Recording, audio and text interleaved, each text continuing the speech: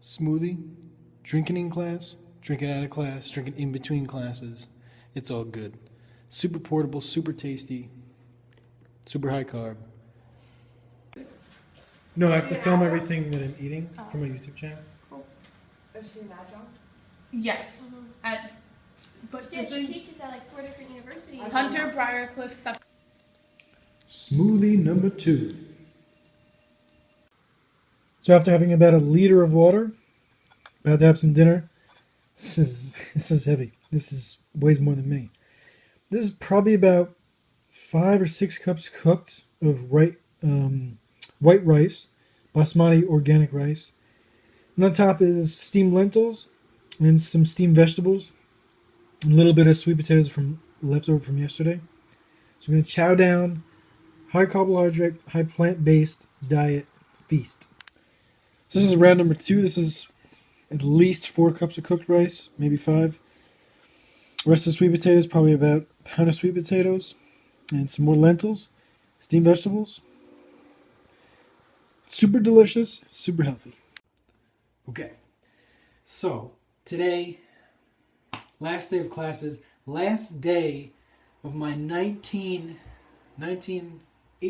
whatever it is, 18 or 19 years as a student. That's been my job for the last 18 years. I think I'm ready for another job. And I think this is it. So, people ask me, why don't you go to grad school? Why don't you do it? I think people go to grad school for 2 main reasons. And it's not to get more information, because you could do that without grad school. I think it's because they're scared of the world, and all they know how to do is to learn in a school environment or university setting. So they want to continue that out of fear of trying something new. And B, or number 2, they do it because of education inflation, because they realize that a bachelor's degree isn't worth nearly as much as it was in the world, in the job world, the career world, as it was 20, 30, 40 years ago. So educational inflation and fear. And we all know that fear is false evidence appearing real. So 19 years as in the educational career, being in school, I've had enough. I loved it, but I'm ready for something new. I'm ready to try something else, try a new experience. Like I said, I think this is it. Because I love this. I do it for free. But I can't eat for free, so... but that'll be fine. It'll be fine. Anyway, so I wanted to tell you that. Why I'm not doing grad school.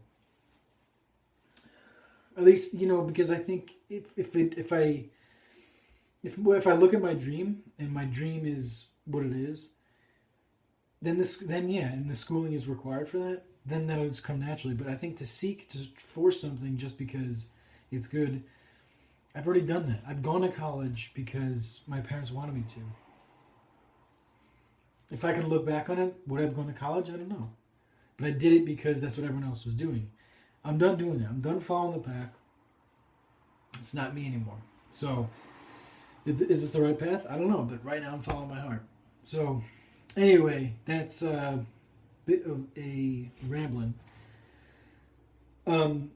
So I wanted to talk about... I'm good friends with the dietitian on campus. And I was talking to her the other day, and we were talking about veganism, vegan diet, and I just wanted to hear her opinion, because she took the nutrition classes, because I get a lot of people saying, why don't you take nutrition classes and you can have a bigger impact? Why don't you go to grad school for nutrition or this or that? And so I talked to her. I said, where'd you go to school and this and that? And I just let her talk. And basically, she's not learning the cutting edge stuff taught by McDougall, taught by Dr. Colin Campbell in Cornell, Esselstyn, Neil Bernard. She didn't know any of this stuff. She still thinks that sugar causes diabetes, and to stay away from sugars. she's talking, diabetics really need to stay away from carbohydrates and all this stuff that's archaic knowledge that we know better now. She's sort of flaunting it and saying that fruits don't have protein and that you need to watch your protein if you're on a vegan diet and you need to watch your B12 and your iron on a vegan diet. These things, this is such old, archaic knowledge. Most of it promoted and sponsored by the meat and dairy industries. So it was kind of hard. It was a great listening exercise, but listening to her, it sort of was pissing me off because this is where people go to. And I had a friend who went to her, and she prescribed him a calorie restricting, mostly plant based, but calorie restricting, high fat diet. This is why I couldn't sit in these classrooms. If she actually learned this shit in these classrooms, learned this crap, I couldn't sit through that. And I know there's good programs like I said, Colin Campbell's at Cornell. But come on, 2014, you could just give some person a book. Give some person a book and they have the knowledge for life. You don't need to sit with some nutritionist and do all this bullshit. You can learn it yourself. Watch these videos.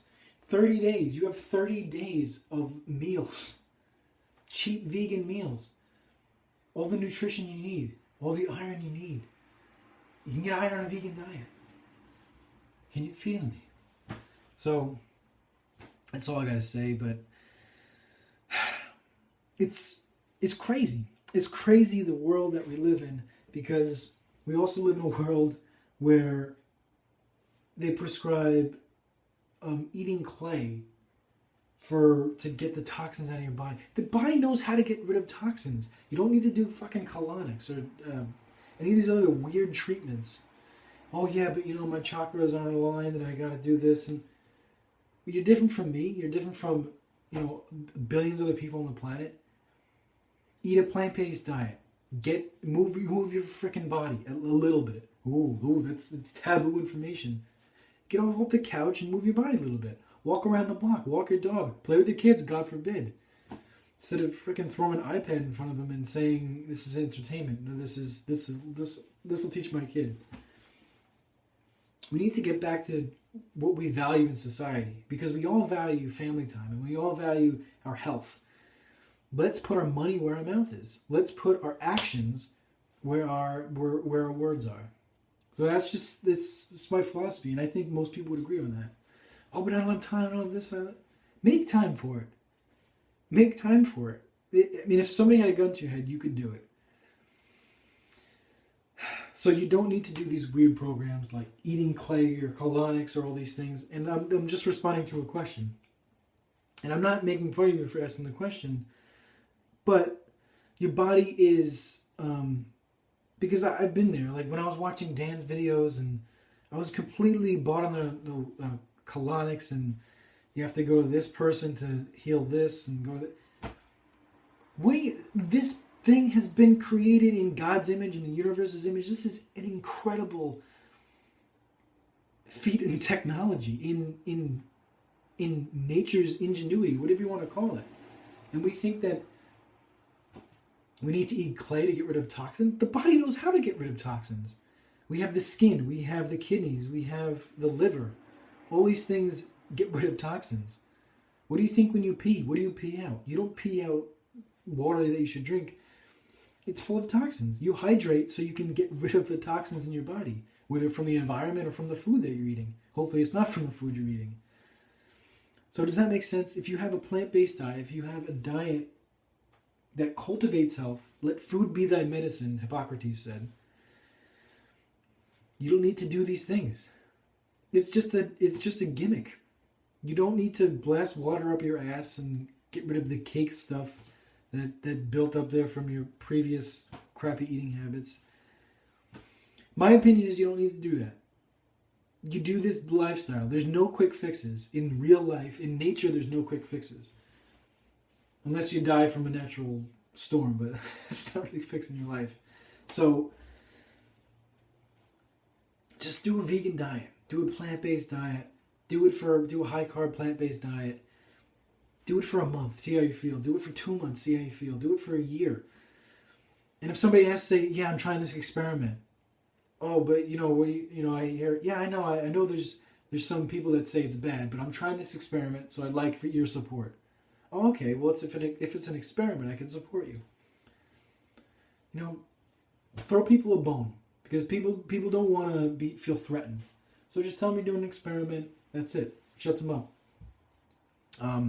I've used that line a lot of times with family, because family's hard, because now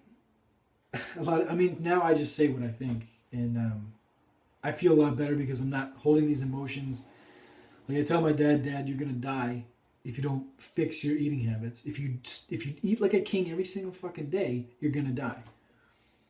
You're gonna get a heart disease. You're gonna get a heart attack. Oh, Dad, you're gonna die prematurely. I love him. That's why I tell him. I don't hold it in me and be like, oh, I don't want to hurt his feelings. I don't want to. What the fuck? If he didn't know better, and if I didn't tell him, he would have died. I could have possibly prevented his death if I would have just said something and not been like, oh, I don't want to feel awkward, or come on.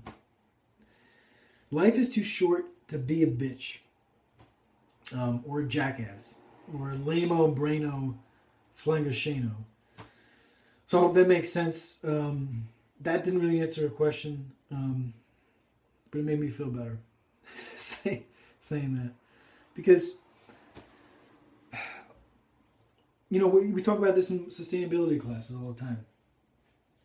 There's people that say, oh yeah, technology will solve our problem, and this will, this and that, when they're completely disregarding what's actually happening in the real now.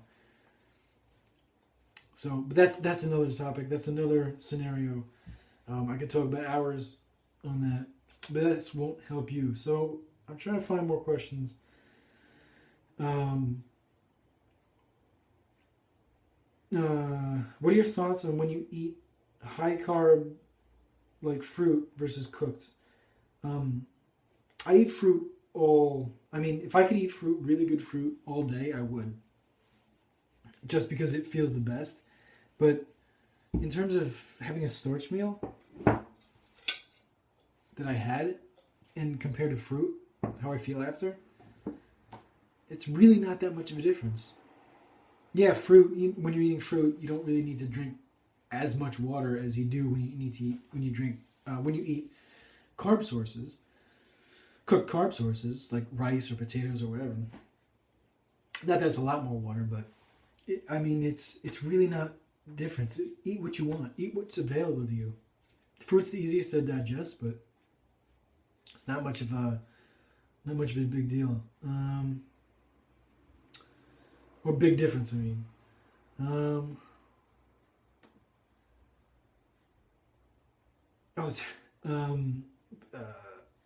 In terms of the vasectomy question, yeah, I could have stored. I could have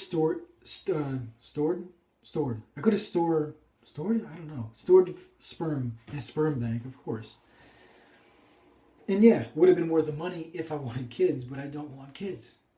And if I wanted kids, I would adopt kids. I've known that for a long time now. So I'm not that egotistical. I might be